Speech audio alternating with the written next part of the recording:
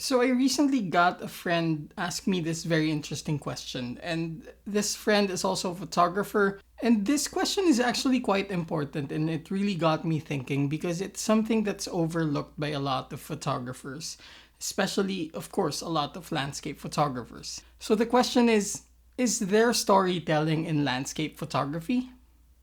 Let's find out.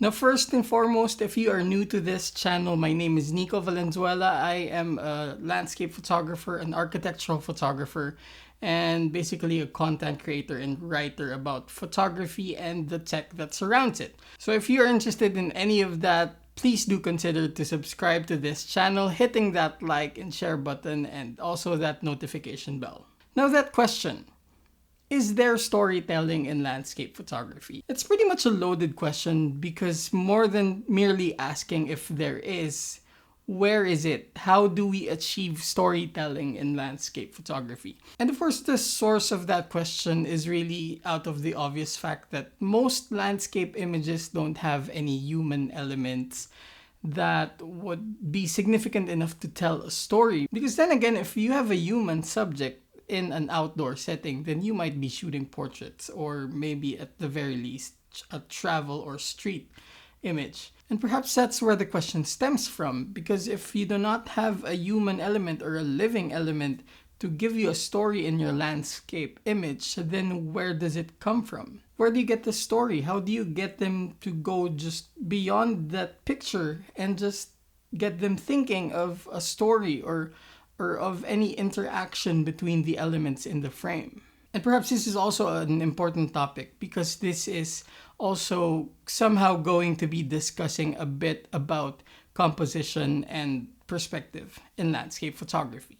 The first storytelling element in landscape photography is the environment or the location itself, and in some instances, some special environmental phenomena. This is one of the things that really get us hooked into a landscape image. And also, of course, that's where a lot of the story comes from. Landscape photography is not just about the location. It's not just about a landmark or a specific iconic location, or it's not just about clouds or the sun or whatever. And the aim of landscape photography is to capture that interaction between the light and the landscape, the location and the weather, the location and the light, and all the visual elements in between.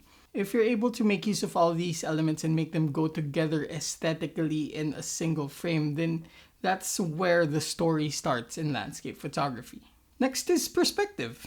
One of the reasons why landscape photography is popular is because as a photographer, you're able to give or show a certain perspective that other people might not have seen for themselves. This may be just in the simple sense of being able to show a person a certain place to which they have not been to physically. Or it can be a way for you to show another person a different side or a different angle to a certain location that they may already be familiar with. Either way, being able to show a unique perspective of a place can really start to get someone thinking about this perspective and perhaps give them a sense of wonder or just trigger their curiosity. Specifically in one of my most favorite kinds of landscape photography, which is urban landscapes or cityscapes, one of the favorite things I like to do is to show people a different perspective of a place they may have already seen countless times. This can be done by shooting from a unique vantage point wherein not a lot of people have seen that view, or you can take it up a notch and just show people a different perspective, a closer or a wider look at something they thought they have already seen. Next is the interplay between order and chaos.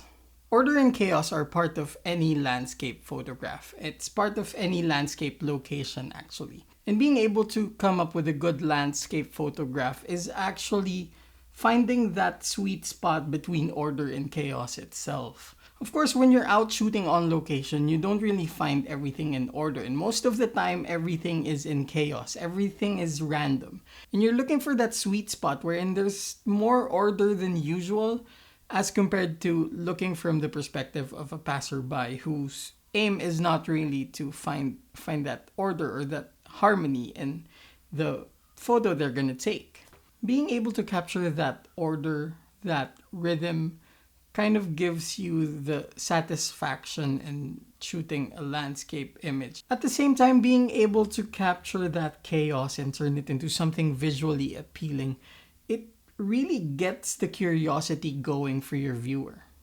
As a matter of fact, being successful in visual design and landscape photography, it's really what gets your audience thinking. It makes them want to ask, where is this place? What is going on? Why have I not seen this before? Or how did you capture this? How did you find this spot? How did you get there? Perhaps the better answer in all of this is that landscape photography gets you thinking. It makes you curious. And perhaps it makes you want to see the place for yourself. It makes you want to experience the location for yourself. More than the visual experience, landscape photography should provoke thought. It should provoke curiosity. It should get you thinking. It should get you asking questions. And really, those are the things that makes a landscape photograph stick. And perhaps the last but equally important element in a landscape photograph is mood. A successfully created landscape photograph should have a certain mood.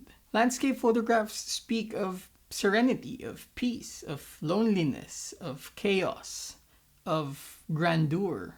And you put all of that into a photograph and it gives you a much more substantial effect. Of course, mood comes from a lot of physical factors in an image. It comes from the atmosphere. It comes from perhaps the clouds, the fog, the still waters, or the flowing water, the crashing of the waves. It comes also from the colors. These colors give us a clue of the time of day. These colors give us also that feeling of order. If not, it gives us conflict. And this conflict can either be provocative or it can be distracting, which can ruin an image. But ultimately, putting all of that together into a mood translates into emotion. Successful landscape photographs don't just get you thinking. They don't just get you asking questions.